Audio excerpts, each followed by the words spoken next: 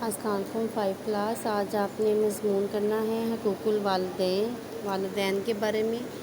116 page ہے آپ کا۔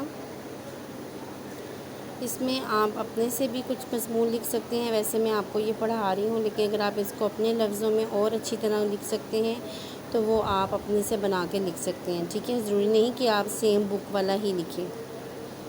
جو خدمت نہ کی تو نے ماں باپ کی، تو پھر زندگی ہے تیری باپ کی، ٹھیک ہے؟ کہ ماں باپ کی زندگی نہیں کی تو پھر تو تمہاری زندگی ساری گناہوں میں ہی گزر گئی نا۔ پھر آپ لوگ ان کی اللہ کی نظر میں اچھے نہیں ہیں اور نہ ہی بخشے ہوئے ہیں۔ معاشرے میں رہتے ہوئے ایک انسان کے دوسرے انسان پر کچھ حقوق ہوتے ہیں اور کچھ حقوق دوسروں کے اس پر، جن کو اس کے فرائض کہا جاتا ہے۔ یوں ہر انسان دوسرے انسان کے ساتھ حقوق و فرائض کے رشتوں میں بندھا ہوا ہے۔ ان رشتوں کا صحیح طور پر لحاظ رکھنے ہی سے ایک اچھا معاشرہ وجود میں آتا ہے۔ اگر ہر انسان دوسروں کے حقوق کا خیال رکھے اور ان کو صحیح طور پر ادا کرتا رہے تو اس کے حقوق اپنے آپ اسے ملتے چلے جاتے ہیں۔ ایک انسان پر دوسرے انسانوں کے جتنے بھی حقوق ہوتے ہیں، ان میں سب سے زیادہ ضروری حق جو ہے والدین کا ہوتا ہے، کیونکہ وہی انسان کی دنیا میں آنے کا ظاہری سبب ہوتے ہیں۔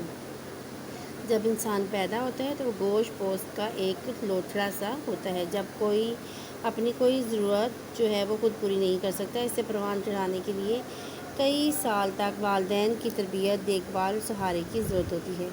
اس لیے دنیا کے ہر معاشرے میں اور ہر آسمانی مذہب میں والدین کے حقوق ادا کرنے پر خاصا زور دیا گیا ہے۔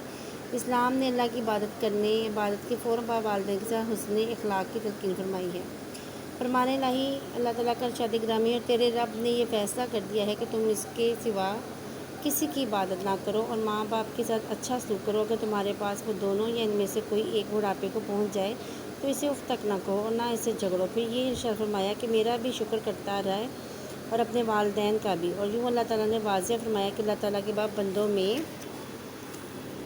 والدین کا حق ادا کرنا سب سے مقدم ہے۔ ارشاد نبی صلی اللہ علیہ وسلم ہے، نبی صلی اللہ علیہ وسلم نے بھی جہاں بڑے بڑے گناہوں کا ذکر فرمایا، وہاں اللہ کے ساتھ شرک کرنے کے ساتھ ہی والدین کی نافرمانی کو بھی بہت بڑا گناہ قرار دیا گیا۔ ایک دفعہ آپ صلی اللہ علیہ وسلم نے فرمایا کہ ذلیل ہو جائے وہ شخص جس نے اپنے ماں باپ کو یا ان میں سے ایک کو بڑھاپے کی عمر میں پایا اور اس کی خدمت کر کے جنت میں نہ پہنچا۔ یعنی اتنا مقام ہے والدین کا۔ والدہ کے حقوق پر اسلام میں خاص طور پر زور دی گئی۔ نبی صلی اللہ علیہ وسلم نے فرمایا کہ جنت ماؤں کے قدموں کے نیچے ہے۔ مشہور شاعر میر انیس نے اس حدیث کا مطلب یوں بیان کیا ہے، کہتے ہیں ماں کے پاؤں کے نیچے بہشت ہے، یعنی جنت۔ یعنی جو والدہ کی خدمت کرے گا سیدھا جنت میں جائے گا، بلکہ ایک آدمی جہاد میں جانے کی اجازت مانگتا ہے اور جب اب سے ان کو پتہ چلتا ہے کہ اس کی والدہ زندہ ہے تو فرماتے ہیں کہ جا اس کی خدمت میں جہاد کر۔ ایک صحابی پوچھتے ہیں کہ مجھ پر سب سے زیادہ حق کس کا ہے؟ ارشاد ہوتا ہے والدہ کا۔ صحابی عرض کرتے ہیں اس کے بعد کس کا؟ فرماتے ہیں پھر والدہ کا۔ 3 دفعہ اسی طرح ارشاد فرمانے کے بعد چوتھی بار فرماتے ہیں کہ پھر والد کا۔ 3 بار انہوں نے والدہ کا نام لیا، پھر جب چوتھی بار پوچھا صحابہ کرام نے تو پھر آپ نے کہا والد کا۔ والدہ کا ایسا حقیقت یہ کہ والدہ کو اتنا بلند مقام یوں ہی نہیں مل گیا، اسے واقعی بچوں کی تربیت و پرورش کے لیے بہت پاپڑ بیلنا پڑتے ہیں، بلکہ اس پر بچے کی ذمہ داریاں اس کی پیدائش سے بھی بہت پہلے سے ہی شروع ہو جاتی ہیں۔ بچہ ماں کے خون سے خوراک حاصل کرتا ہے۔ بچہ پیدا ہوتا ہے تو ماں اپنا دودھ پلاتی ہے اور بچے کی خاطر اپنا دن کا چین اور رات کی نیند قربان کر دیتی ہے۔ بچہ رات کو بستر پر پیشاب کر دے تو گیلی جگہ پر خود سو جاتی ہے اور بچے کو خشک بستر پر سلاتی ہے تاکہ وہ بے چین نہ ہو۔ بچہ ذرا بیمار نہ ہو تو ماں کی جان پر بن جاتی ہے، وہ راتوں کو جاگ جاگ کے اسے لیے پھرتی ہے۔ بچہ جتنا زیادہ پریشان کرتا ہے ماں کو اس پر اتنا ہی زیادہ پیار آتا ہے۔